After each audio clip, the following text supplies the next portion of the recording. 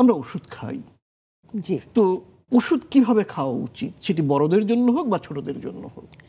ওষুধ আসলে ডাক্তারের পরামর্শ ব্যতীত খাওয়া উচিত না, কারণ আমরা আগে তো আমাদের রোগ নির্ণয় করতে হবে এবং নির্দিষ্ট রোগের জন্য নির্দিষ্ট ওষুধ খেতে হবে, নির্দিষ্ট সময়ে, নির্দিষ্ট মাত্রায়, মানে ডাক্তার যেমন বললেন সেই অনুযায়ী। সেই অনুযায়ী। কিন্তু কেউ যদি অতি উৎসাহী হয়ে দ্রুত ভালো হওয়ার জন্য বেশি বেশি ওষুধ খেয়ে ফেলে কেমন হবে? বেশি বেশি ওষুধ খেয়ে ফেললে এটার বিপদ আছে, অনেক বিপদ আছে। যেমন কিছু ওষুধ আছে, যেমন প্যারাসিটামলটা যদি বেশি খেয়ে ফেলে তাহলে তার টক্সিক এফেক্ট দেখা দিতে পারে। অনেক সময় অ্যাক্সিডেন্টালিও অনেক বাচ্চা মানে হাতের কাছে যদি ওষুধ থাকে রেখে দেয় নিরাপদ জায়গায় না রেখে, তাহলে সেক্ষেত্রেও আমাদের অ্যাক্সিডেন্ট হয়। যেমন হেপাটোটক্সিক প্যারাসিটামল খেলে তো আসলে আচ্ছা, হেপাটোটক্সিক কথাটা খুব কষ্ট।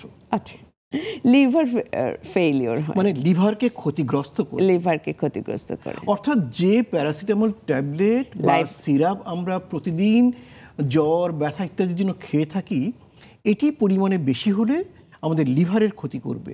এটা কি শিশুদের ক্ষেত্রে প্রযোজ্য? জি, এটা শিশুদের ক্ষেত্রে প্রযোজ্য। একটা নির্দিষ্ট মাত্রার উপরে খেলে এটা আসলে লিভারকে ক্ষতিগ্রস্ত করে। তাহলে শিশুদের মা বাবার জন্য প্যারাসিটামল জাতীয় ওষুধ খাওয়ার ক্ষেত্রে আপনার সুনির্দিষ্ট পরামর্শ কি থাকবে?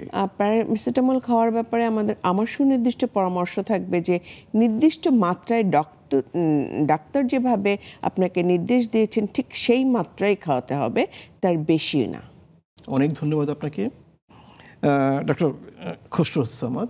ঔষধের পার্শ্ব প্রতিক্রিয়া আছে, এটি হবেই, কখনো কম কখনো বেশি, সহনীয় কখনো অসহনীয়। সাধারণভাবে বলা যাক না, এই যে কফিও যদি আমরা বেশি খাই অস্থির লাগতে পারে, ঘুম না হতে পারে, তাহলে ওষুধের বেলায় তো একই কথা প্রযোজ্য।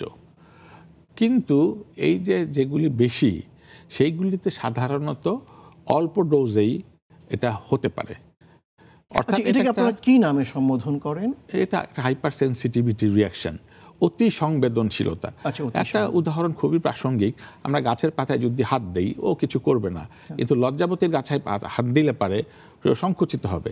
তাহলে দুটো গাছাতেই কিন্তু হাত দিয়েছিলাম, তাহলে সে বেশি স্পর্শকাতরতা দেখিয়েছে। তাহলে যে ঔষধগুলি এই অতিরিক্ত স্পর্শকাতরতা দেখায়, ধরা যাক ক্লোরামফেনিকল, একটা ডোজ দিলে পারে প্রথমে চুলকানি, হাঁচি, কাশি, জ্বর, এমনকি তার বোন ম্যারো ডিপ্রেশন হয়ে, অর্থাৎ বড় রকম ধরনের পার্শ্ব প্রতিক্রিয়া হয়ে, অর্থাৎ অ্যানিমিয়া হয়ে, এবং যে অ্যানিমিয়া রক্ত দিয়ে সাধারণত পূরণ করা যায় না, মৃত্যু পর্যন্ত হতে পারে। এটা একটা তাত্ত্বিক কথা। তো এই তাত্ত্বিকতাকে বিবেচনায় নিয়ে এই ওষুধটাকে আমরা এখন মুখে খাওয়াতে উৎসাহিত করি না। এটি কি প্রতিটি রোগীর ক্ষেত্রেই হয় না কালে ভদ্রে হয়? এটি নির্ভর করবে যে বিশেষ বিশেষ ঔষধ বিশেষ বিশেষ মানুষের ক্ষেত্রে বিশেষ বিশেষ সময় হতে পারে।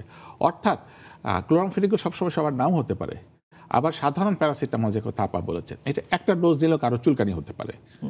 তাহলে এটাকে আমরা বলছি ইডিওসিনক্রেটিক ফেনোমেনা, অর্থাৎ একই মাত্রার দাওয়াতে এক একজন এক এক উদ্দীপনায় কাজ করবেন। তাহলে আমরা দেখতে পাচ্ছি যে একই ঔষধ দিলে পারে মানুষের শরীর, জাতি, ধর্ম, বর্ণ, বয়স, অন্যান্য বিষয়ের উপর নির্ভর করে এক এক রকম স্পর্শকাতরতা প্রদর্শন করে।